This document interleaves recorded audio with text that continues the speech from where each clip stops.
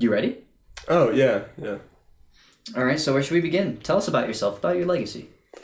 Well, I mean, if I were to sum it up in one word, I'd have to say clout.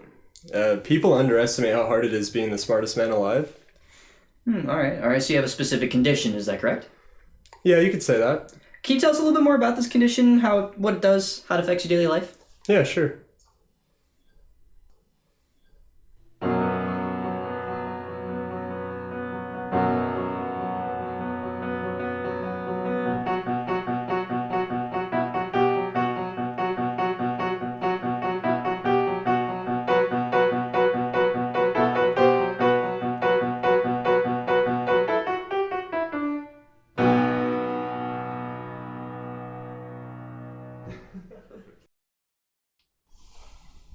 What's the most interesting story you can tell us about your son?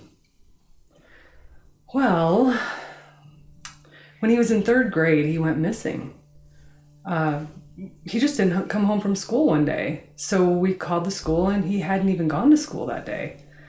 So we called the police. We didn't know where he was. So after a week, he was just presumed dead. But I always knew in my heart that he was still out there and still alive. But we just didn't know what else to do. We just sat and worried. So about a month later, the CIA shows up at our house with Dane, and apparently he had joined the Chinese triad and moved to China and rose in the ranks faster than anyone else had ever risen. Apparently they found him after a massive bust. I was just so happy to have my son home.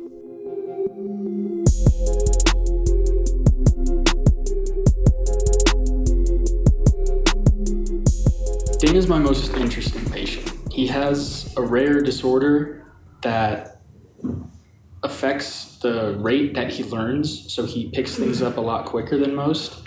But the downside to this is that it affects the part of the brain that aligns with empathy and understanding.